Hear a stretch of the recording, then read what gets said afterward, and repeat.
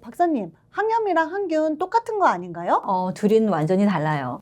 그럼 뭐가 다르고 어떤 효과들이 있는 거예요? 항균은요, 균을 없애는 거고요. 항염증은 염증을 낮추는 거예요. 그래서 그 기능이 좀 다릅니다.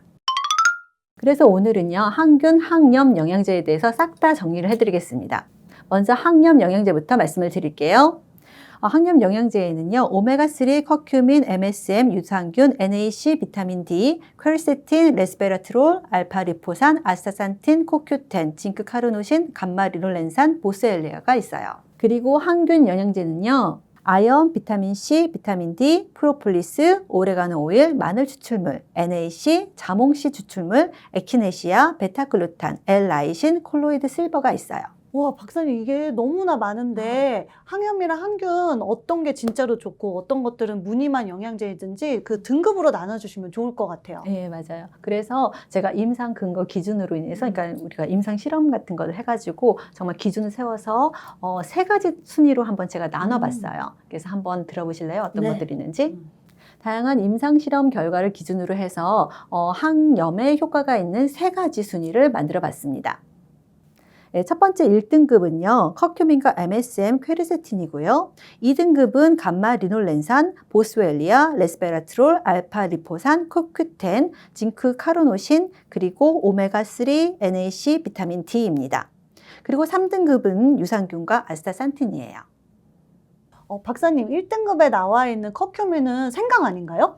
생각이 아니라 강황이죠. 예. 강황이구나. 생강은 좀 노랗고 강황은 이제 오렌지색이 나잖아요. 예, 근데 이게 강력한 항염 작용을 해요. 근데 안타깝게도 흡수율이 좀 낮아요. 그렇기 때문에 후추에 피퍼린이라는 성분이 있거든요. 그거랑 이 커큐민 성분이 같이 만나면 흡수율이 높아지기 때문에 항상 커큐민 먹을 땐 후추 피퍼린이 있는지 같이 확인하시고 드시는 게 좋습니다.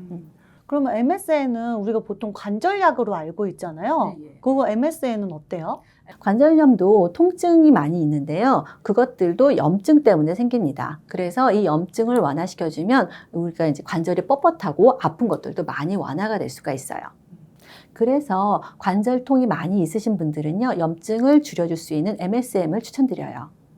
박사님, 제가 아시는 분은 이 퀘르세틴을 먹고 알러지에 되게 좋다고 하시던데, 알러지에도 좋아요? 예, 맞아요. 그래서 퀘르세틴 같은 경우는 그냥 이제 염증도 줄여줄 뿐만 아니라 알레르기 반응, 예를 들어서 알레르기 반응은 면역 반응이 너무 과하게 되는 거거든요. 그거를 이렇게 낮춰줘서 알레르기 반응도 완화시켜주는 효과가 있기 때문에 일석이조죠.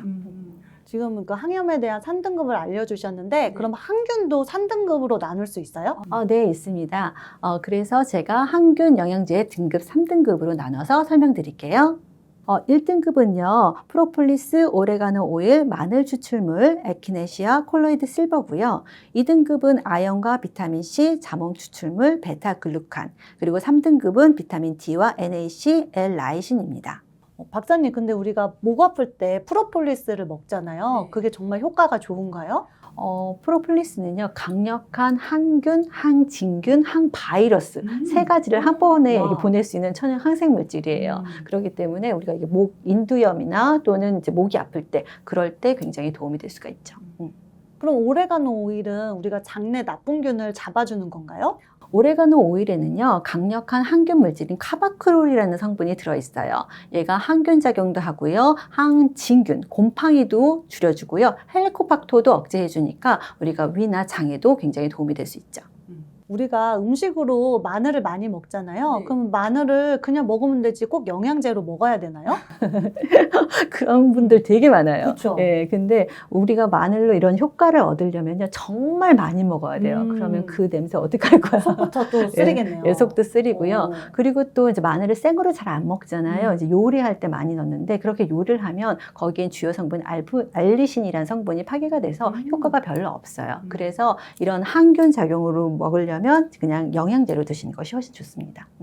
근데 박사님, 이게 항염이랑 항균이 이렇게 지금 영양제가 나뉘어졌잖아요. 그럼 항염이랑 항균을 이렇게 그 동시에 잡는 영양제는 없어요? 그런 것도 있어요. 어떤 거예요? 2개를 같이 갖고 있는 성분이요. 오레가노 오일이라던가 그다음에 마늘이라던가 퀘르세틴 이런 것들은 2가지 효능을 같이 갖고 있습니다. 그럼 이런 것들은 같이 먹어도 괜찮은 거예요? 이런 두 가지 기능을 같이 있는 것들은 그냥 당연히 먹어도 좋고요. 그러니까 항염과 항균 이렇게 나눴을 때 이런 걸 같이 먹으셔도 상관은 없어요. 그런데 어떤 상황이냐에 따라서 어떤 기간에 따라서 이제 좀 나눠서 먹어야 되는 것이 필요합니다.